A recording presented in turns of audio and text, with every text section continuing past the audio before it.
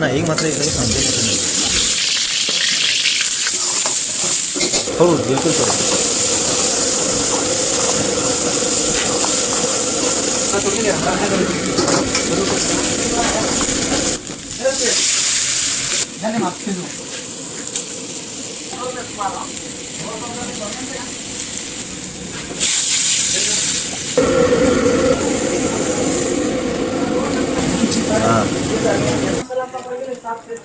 ना ना बरोबर ना सूप का टेस्ट कैसा लगा भाई? मस्त लगा।